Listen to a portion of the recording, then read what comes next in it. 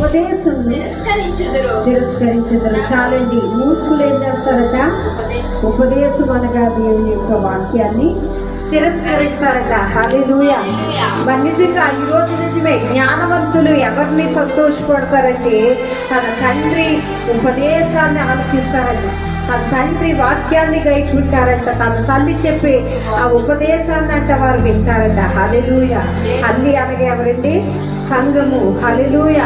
అంటే సంఘము చెప్పుచున్న ప్రతి మాటను కూడా ఎవరు ఇంటమన్నారంటే జ్ఞానవంతులు చెవులు పెడుతున్నారంట. హల్లెలూయా. మూర్ఖులట ఏం చేస్తా ఉన్నారు? దాన్ని తిరస్కరిస్తూ ఉన్నారట. హల్లెలూయా. దాన్ని అనుసరించి వారు నడుచుకోవట్లేదట. అందుకే కదా మత్తయి సువార్తలో 19:4 అక్కడ అద్భుతమైన మాట రాయబడి ఉన్నది. జ్ఞానవంతులు మరి ఎలాగా వారి జ్ఞానం సంపాదించుకుంటే ధనవంతుడు పరలోక రాజ్యంలో ప్రవేశించుట కంటే సూది బెచ్చములో ఒంటి దూరట సులభమని నీతో చెప్పుచున్నాను. హల్లెలూయా. జ్ఞానం అంటే ఏది సంపాదించుకోవడం అంటే ఈ లోకంలో ధనము కాదండి. హల్లెలూయా. అక్కడ దేవుని వాక్యం మన జ్ఞానంతో ధనం సంపాదించుకుంటే ఈ లోకంలో అదంతా దేవుని రాజ్యంలో ప్రవేశించిన అసాధ్యం అంటండి. హల్లెలూయా. ఈరోజు చాలా మంది ఎక్కడ పరిగెడతా ఉన్నారండి? జ్ఞానం కొరకు అనేక చదువులు మనం చదివిస్తూ ఉన్నాం. జ్ఞానం సంపాదించుకుని మంచి ఉద్యోగము మరి నిజంగా అన్ని కూడా సంపాదించుకుని లోకంలో ధనాన్ని కూర్చుకున్నప్పుడు కూడా అదంట దేవుని రాజ్యంలో ఆ ధనవంతుడు ప్రవేశించడాక సూది ఎంత ఉంటుందండి? చిన్నదే. దాంట్లోకి ఒంటి మాత్రమే వెళ్తుందండి. అది ఒంటి ఎంత పెద్దదో కదా, సూది ఎంత బెచ్చం ఎంత చిన్నగా అది ఉంటుందో. కానీ అదే సులువు అని దేవుని వాక్యం సెలవిస్తుంది. హల్లెలూయా. అంటే అదే సులువు. కానీ ధనవంతుడట దేవుని రాజ్యంలో ప్రవేశించడం అసాధ్యము. హల్లెలూయా. అంటే ఏ జ్ఞానంతో మనం బ్రతకాలి అంటే దేవుని యందు వైపు కలిగిన జ్ఞానం కావాలి. హల్లెలూయా. ఈ జ్ఞానం ఎక్కడికి నిన్ను నడిపిస్తుందంటే పరలోక రాజ్యానికి నడిపించేది దేవుడట. హల్లెలూయా. మన లోకంలో అంటే అంత జ్ఞానాన్ని కూడా సంపాదించుకున్నట్టు ఒక మనిషి మన లోకంలో ఎన్నెన్నో సాధించాలని సంపాదించుకున్నప్పుడు కూడా ఒక మనిషి తన ప్రాణాన్ని అంట ఏ మాత్రం రక్షించుకోలేదట. హల్లెలూయా. అంటే అతను దేవుల్లో రక్షించబడలేనప్పుడు అతని జీవితం ఒక సున్నాయింది. హల్లెలూయా. ఈ లోకంలో ఎంత సంపాదించుకున్నా కూడా అది వ్యర్థముగా అయిపోతుందంట. హల్లెలూయా. అందుకే అడిగో ధనవంతుడు పరలోక రాజ్యము ప్రవేశించాలి అంటే సూది బెచ్చములో ఏంటి కూడా సులభము. నీతో చెప్పుచున్నాను. నిజమే. ఈరోజు మనం దేవుని రాజ్యంలోకి ఎలాగెళ్ళాలండి? ధనాన్ని పట్టుకుని వెళ్తే మాత్రం కూడా అక్కడ ప్రవేశం మనకి దొరకదు. హల్లెలూయా. దేవుని యొక్క భయభక్తులు కలిగి ఆయన ఇచ్చే జ్ఞానమును మనం అయితే అనుసరించి నడుస్తారో వారికి ఆ రాజ్యంలోనంట ప్రవేశించేదానికి దేవుడు అనుగ్రహిస్తూ ఉన్నాడు. హల్లెలూయా. అదే మత్తయి సువార్తలో 19:22 కూడా ఒకసారి యవ్వనుడు మిగులు ఆస్తి గలవాడు కనుక ఆ మాట వ్యసనపడచ్చు వెళ్ళిపోయిన. హల్లెలూయా. ఎందుకు వ్యసనపడ్డాడండి? యేసుప్రభు వారు ఒక మాట చెప్తాడు. అయ్యా యవ్వనస్తుడు వచ్చి అడుగుతూ ఉంటాడు, అయ్యా నేను నిత్య రాజ్యానికి వెళ్ళాలంటే నేనేం చేయాలి? లోకంలో అంటే నీ తల్లిదండ్రులను సంపాదించు, ఈ లోకంలో ధర్మశాస్త్రాన్ని నువ్వు అనుసరించి ఇవన్నీ కూడా చిన్న వయసు నుంచి చేస్తాను, ఇంకా ఏం చేయాలో చెప్పు అంటే అతని దగ్గర అంతా ధనం ఉందంటే విస్తారమైన ధనం. ఆ ధనాన్ని వేచే పేదలకు ఇచ్చి నన్ను వచ్చి వెంబడించు అన్నాడు. హల్లెలూయా. ఎందుకు కోపం వచ్చిందంటండి? ఆ ధనాన్ని పేదలకి ఈరోజు మనకు కోపం వస్తుందో లేదండి? మీ దగ్గర ఉన్నది ఏదైనా పేదలకు ఇచ్చేయండి అన్నాను అనుకో, చాలా కోపం వస్తుంది కదా. కానీ దేవునికి మనకినంట ఏది ఉండకూడదు అంటే ధనముపై మన మనస్సు ఉండకూడదట అండి. హల్లెలూయా. ధనం అవసరమే ఈ లోకంలోని. ఎంత అవసరం అంటే నీ అవసరాలు దేవుడు ఖచ్చితంగా అవి తీరుస్తాడు. హల్లెలూయా. కానీ అంతకు మించి మనం అత్యాశకి పోతేనంట దేవుని రాజ్యాన్ని కూడా మనం అంట స్వతంత్రించుకోలేమంటండి. హల్లెలూయా. ఈ అవసరతలు ఎవరికి తెలుసండి? దేవునికి తెలుసు. అలాగంటే అబ్రహాము ధనవంతుడు కదా, ఇస్సాకు ధనవంతుడు కదా, మరి సొలొమోను ధనవంతుడు కదా, మీరందరూ ధనవంతులే. కానీ వారి భక్తులను బట్టి దేవుడు ఏం చేశాడు? వారిని ఆశీర్వదించాడు. హల్లెలూయా. అంటే ఆశీర్వాదముగా వచ్చిన ధనము వారికి దేవునికి అడ్డుగా రాలేదండి. హల్లెలూయా. దేవుని అనుసరించి నడిచారు కనుకే దేవుడు వారిని విస్తారమైన మరి ఆశీర్వాదంతో నింపాడు. హల్లెలూయా. అంటే ఈరోజు మన మనస్సు అంట ధనము పైన నిలపకూడదట. హల్లెలూయా. మన ధనము దేవునికి మనకి కూడా అడ్డుగా రాకూడదు. దేవునికైతే ఏది లోకంలో శాశ్వతముగా నువ్వు ప్రేమించకూడదు. హల్లెలూయా. అదే అంటున్నాడు. ఏమనంటే ఇగో నీకున్న ధనాన్ని పేదలకు ఇచ్చివేసి నన్ను వచ్చి వెంబడించబడి మిక్కిలి కోపపడి వెళ్ళిపోయాడంటే. హల్లెలూయా. వ్యసనపడి ఆ యవ్వనస్తుడు వెళ్ళిపోయాడట. ఈరోజు నిజమే. అదే లూకా సువార్తలో 18వ అధ్యాయం 23వ వచనాన్ని కూడా మీరు చదివితే, లూకా సువార్త 18వ అధ్యాయం, అతడు మిక్కిలి ధనవంతుడు కనుక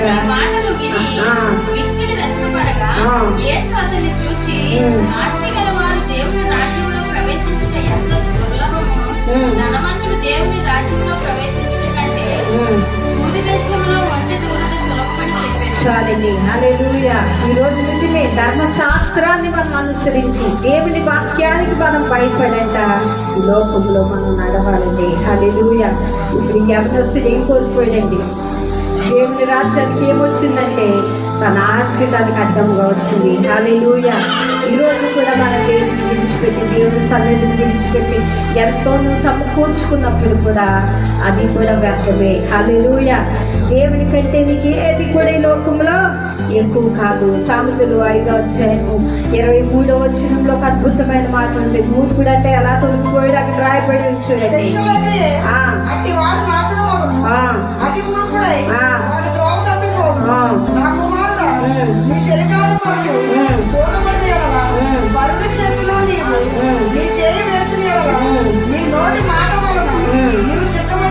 చాలండి. హల్లెలూయా. వరుడు మరి కోట కూటి కోసం అంట మరి ఆ యొక్క చూడండి ఏం చేసేదంటే యాకోబు దగ్గర తన జ్యేష్ఠత్వాన్ని అభివృద్ధిస్తున్నాడు. హల్లెలూయా. జ్యేష్ఠత్వం అనగా రెండింతల ఆశీర్వాదమే. దేవునికి అతి ఇష్టమైన వ్యక్తి మొదటి కుమారుడు. హల్లెలూయా. మరి ఆస్తి అయినా సరే 2 భాగాలు వరకు ఇవ్వాలండి. అలాంటి జ్యేష్ఠత్వాన్ని విలువ లేకుండా ఏం చేశాడు? కోట కూటి కోసం వేసుకున్నాడంట. హల్లెలూయా. అంటే ఈరోజు కూడా మనం ఏం చేస్తామంటే మనకు కొన్నిసార్లు స్తోమత లేనప్పటికీ ఏం చేస్తామండి? అప్పు ఇప్పించడానికి కూడా మనం ఎలా ఉంటాం? మధ్యవర్తులుగా ఉంటాం. హల్లెలూయా. అది కూడా నువ్వు చేయకూడదు. ఎందుకంటే కొన్ని సందర్భాల్లో వారు కూడా నిన్ను ఏం చేస్తారంటే మనం అనుకుంటాం వారికి సహాయం చేస్తున్నాం కదా అని. కొన్నిసార్లు అంట నువ్వు అలాగ చేయడం వల్ల కూడా కొన్నిసార్లు పడిపోతూ ఉంటాంట. హల్లెలూయా. అంటే కోట కూటుకోకుండా ఎంతసేపు ఎలాగైతే తన జ్యేష్ఠత్వాన్ని అప్పు వేసుకున్నాడో అతి మూర్ఖులంట త్రోవ తొలిపోతారట. హల్లెలూయా. ఈరోజు అష్ట విధంగా మన జీవితాలు ఉండకూడదని దేవుని వాక్యం చదివిస్తుంది. చూడండి సామెతలు 19:2 కూడా మూర్ఖులు ఎలాగంటే దేవుని విసర్జించిన వారు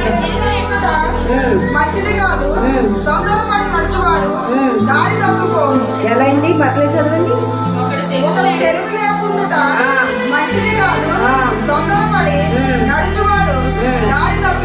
హల్లెలూయా. చూసారా?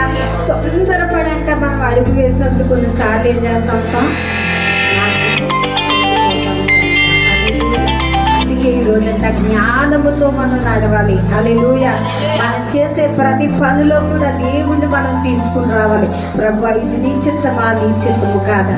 ప్రభువా ఇది నీకు ఇష్టమా కాదా అని దేవుని సన్నిధిలో మనం ఏం చేయాలి? ప్రార్థించేవారుగా ఉండాలి. హల్లెలూయా.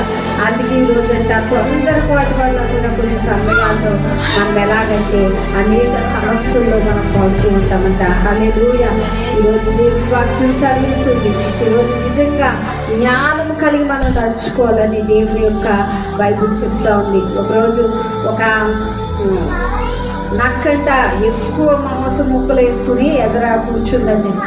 ఒక గెద్దేది చక్కగా ఆ నక్కతో అందంటే ఏమనంటే నీ దగ్గర ఉన్న మాంసం ముక్కలు నాకు ఇవ్వవా అని అడిగిందండి. అయితే నేను ఇస్తాను, నాకు ఒకటి నువ్వు చెయ్యాలి అన్నంట. సరే ఏది అడిగినా నేను చేస్తాను, నాకు కావాల్సింది ఆ మాంసమే అన్నంట. అప్పుడు ఆ నక్క అడుగుతా ఉందంట, నీ రెక్కల్లో ఉన్న ఒక్కొక్క ఈకని కూడా నాకు లాగి నువ్వు ఇవ్వాలి అన్నాడు. సరే అయితే అన్నప్పుడు ఇది అనుకుందంట గ్రద్ద, ఈ మాంసం ఎంతో రుచిగా ఉంటుంది కదా, ఇదేంతలే అని ఏం చేసిందంట, ఒక్కొక్క ముక్కకి ఒక్కొక్క రెక్కలో ఉన్నది ఒక్కొక్క ఏక లాగేసి ఏం చేస్తా ఉందా నక్క మొదల పెడుతుందంట. ఆ నక్క ఒక్కొక్క ముక్క ఇస్తే అది చాలా రుచిగా ఉందంట, చాలా తినేస్తూ ఉందంట ఆనందంతో. ఈ నక్క తింటలేదు కదా, నాకు బాగానే పెట్టేస్తూ ఉన్నది, ఇదే కదా నీకే కదా ఏం చేస్తూ ఉంది రెక్కలోని లాగేసి ఆ నక్క ముందర పెడుతూ ఉందంట. ఈ ముక్కలన్నీ అయిపోయాయంట. ఇప్పుడు ఏం చేస్తాయంటే నక్క అదేంటి అడుగుతూ ఉందండి గద్ద ఏమనంటే, అదేంటి నక్క నువ్వు అస్సలు తినకుండా నాకే మొత్తం పెట్టేసావంటే నాకు ఆహారం ఉందలే ఫుల్గా తింటాను అన్నంట. ఇప్పుడు ఈ గ్రద్ద ఏం చేస్తుందంట, ఎగరడానికి ప్రయత్నిస్తుంది కానీ మొత్తం ఒకవైపు అన్నీ కూడా ఏం చేసింది లాగేసి ఆ నక్క ముందర పెట్టిందంటే ఇప్పుడు ఎగురుదామంటే ఒక రెక్క ఏం లేవండి, ఎగరలేకపోతుంది. ఒక రెక్కకి ఉన్నాయి కానీ ప్రయోజనము లేకుండా అయిపోయింది. ఇప్పుడు ఏమి లేదు దీనికంటే జ్ఞానం అనేది లేదు. హల్లెలూయా. అంటే నేను తినడమే చూసుకుంది కానీ నేను ఎగురుతానో లేదో అనే పరిస్థితికి రాలేకపోయింది. ఆ ఈకలు అనేవన్నీ కూడా ఏం చేసింది లాక్కున్నప్పుడు అది ఎగరలేనో స్థితిలో ఏం చేసింది ఒకేసారి నాకు దాని పీకులు పట్టుకుని అమాంత బలంగా తినేసిందంట. హల్లెలూయా. చూసారా, ఆ యొక్క తొందరపాటు ఎక్కడికి తీసుకుని వెళ్ళిందంటే సమస్యల్లోనికి తీసుకుని వెళ్ళిపోయి తన ప్రాణాన్ని కోల్పోయే స్థితికి. హల్లెలూయా. ఈరోజు జ్ఞానం లేకుండా మనం వేసే ప్రతి అడుగు కూడా ఒక్కొక్కసారి సమస్యల్లోనికే తీసుకుని వెళ్ళిపోతాడ. హల్లెలూయా. అందుకే జ్ఞానం కలిగి మనం ఏం చేయాలట, ప్రవర్తించాలంటే ఈ యొక్క రెక్కల వల్ల దేవుని వాక్యం ఒకసారి ఒక పక్క, దేవుని ప్రార్థన ఒక రెక్కగా మనకు ఉండాలి. హల్లెలూయా. ప్రభు అయిన క్రీస్తులో ఒక దినాన్ని మనం ఎలాగంటే ఎదుర్కోబోతూ ఉన్నాం. ఆయన ఆకాశ మండలం ముందు ఆయన ఆశీనుడిగా రాబోతున్న దేవుని ఎదుటికి మనం ఎగరాలి అంటే మనం ఏం చేయాలంటే ప్రార్థనా జీవితం ఆత్మీయ ఫలములతో మనం ఎగిరేవారుగా ఉండాలి. హల్లెలూయా. ఈరోజు జ్ఞానవంతులుగా మనమంతా వేసే ప్రతి అడుగులో కూడా జ్ఞానం కలిగి మనమంతా ప్రవర్తించేవారుగా ఉండాలట. హల్లెలూయా. సామెతలు 6వ అధ్యాయము 10వ వచనాన్ని కూడా చదవండి. సామెతల గ్రంథము 20.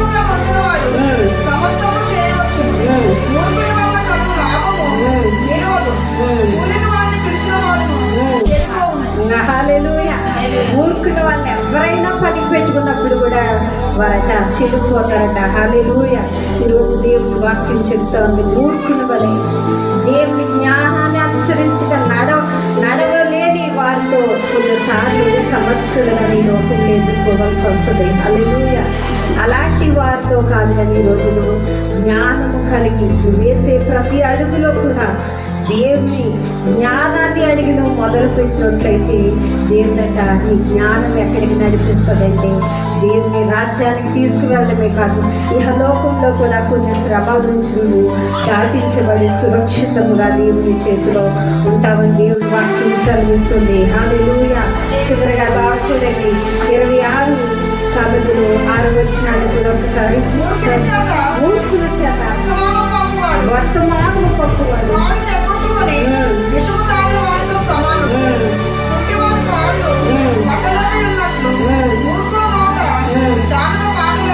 హల్లెలూయా.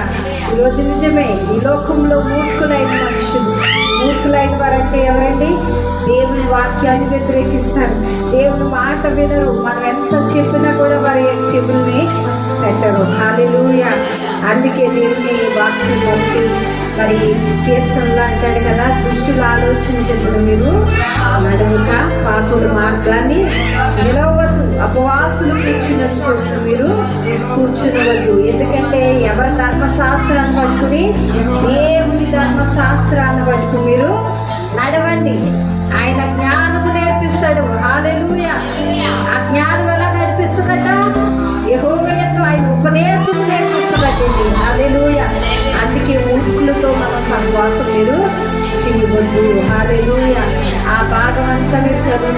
నిజంగా అర్థమవుతుంది. ఒక్కొక్క మాట కొట్టినట్టుగా మనం చెప్తుంది. హల్లెలూయా. అంటే దుష్టుల సహవాసం ఎక్కడికంటే నాశనానికి తీసుకుపోతుంట. నాశనం అంటే ఇది అసలు ఎగలేని పరిస్థితుల్లో అగాధమైన స్థలానికి నడిపిస్తుందట. హల్లెలూయా. అలాంటి చోటు నుంచి నువ్వు తప్పించబడాలి అంటే ఎవరి వాక్యాన్ని అనుసరించాలని? యెహోవా ధర్మశాస్త్రాన్ని అనుసరించి నడుచుకున్న ఎడల నీకు జ్ఞానమును దేవుడు అనుగ్రహిస్తాడు. హల్లెలూయా. ఈరోజు నిజమే, జ్ఞానవంతులంతా తన ఇంటిని కట్టుకుంటారు. జ్ఞానవంతులు తన ఇంటిని రక్షించుకుంటారు. జ్ఞానవంతులు ఈ లోకంలో ధనాన్ని కూడా సంపాదించుకుంటారు. అది వ్యర్థముగా కాదు కానీ దేవుని ఇచ్చే ఆశీర్వాదం ద్వారా. హల్లెలూయా. ఈరోజు నిజంగా యెహోవా ధర్మశాస్త్రాన్ని మనం అనుసరించి నడుచుకోవాలి. మనం ఎందుకు అనుసరించాలి అంటే దుష్టుల వైపు మనం తిరగకుండా, హల్లెలూయా, దుష్టులతో సహవాసము మనం చేయకుండా, ఎలాగ నడవాలో, ఎక్కడికి నిన్ను నడిపించాలో దేవుని వాక్యం మనకి ఈరోజు బోధిస్తూ ఉంది. హల్లెలూయా. అందుకే ఈరోజు నీ తల్లి ఉపదేశాన్ని వేయకూడదట, రోజు వేయకూడదు. హల్లెలూయా. సామెతలు 1:7 నీ తల్లి ఉపదేశాన్ని రోజు వేయవద్దు. హల్లెలూయా. తల్లి అనగా దేవుని యొక్క సంఘము. హల్లెలూయా. ఈరోజు సంఘము చెప్తున్న మాటలు, దేవుని దైవజనుడు చెప్తున్న మాటలు ఏం చేయకూడదంటే రోజు వేయకూడదు. ఆ వాక్యాన్ని బట్టి ఏం చేయాలి? నడవాలి, ప్రవర్తించాలి. భక్తులకు ఈ లోకంలో ఈ పాప బురదలో పడిపోకుండా ఈ భక్తులు ఏం చేయాలంటే కాపాడుకోవాలి. హల్లెలూయా. అందుకే అంటున్నాడు, జ్ఞానవంతులు తన తండ్రిని ఏం చేస్తారట? సంతోషపెడతారట. హల్లెలూయా. ఈరోజు నీవు భయభక్తులు కలిగి ఉన్నట్లయితే దేవుని సంతోషపెట్టే వ్యక్తిగా ఉంటావు. నీ తల్లిని ఉపదేశాన్ని త్రోసివేయకుండా దాన్ని అనుసరించినట్లయితే దేవుని గొప్ప జ్ఞానంతో నేను ఈ లోకంలో ఎలా నడవాలో ఆ దుష్టుల వైపుకు నేను నడవకుండా, ఆయన ఆ పాపుల మార్గాన్ని నిన్ను నిలవకుండా ఇంకా ఆయన నిన్ను రక్షించేవాడే ఉన్నాడు కనుక ఈరోజు అటువంటి వాక్యాన్ని మనం ఇచ్చేది అనుసరించి దాని జ్ఞానం కలిగి మనం నడుచుకునేట్లే ఎక్కడికి నిన్ను తీసుకుని వెళ్తుందంటే నిత్య జీవానికి తీసుకుని వెళ్తుంది. హల్లెలూయా. వాక్యాన్ని నువ్వు చేత పట్టుకుని నడిస్తే ఎక్కడికి నడిపిస్తుందంటే నిత్య రాజ్యానికి తీసుకుని వెళ్ళడానికి ఈరోజు దేవుడి జ్ఞానాన్ని లోకంలో మనకు అనుగ్రహించాడు. హల్లెలూయా. ప్రతి గిన్నెల వల్ల మనం నశించుకో, ఏమి తిందుమా, ఏమి తాగుదుమా, ఏమి ధరించుకుందుమా అని అన్ని జనుల వల్ల మీరు ఉండవద్దు. హల్లెలూయా. ఎలా ఉండాలంట? దేవుని వాక్యాన్ని మనం అనుసరించి నేర్చుకునేవాడుగా ఉండాలి. మన తల్లి ఉపదేశాన్ని త్రోసి వేయకుండా దాన్ని గైకొని దాని ప్రకారంగా ఈ భూమి మీద మనం జీవించే జీవితం కావాలి. అట్టి జ్ఞానాన్ని మనం పొందుకోవాలని దేవుని వాక్యం సంధిస్తుంది. కొద్ది మాటలు దేవుడు దీవించుగాక. ఆమె అందరూ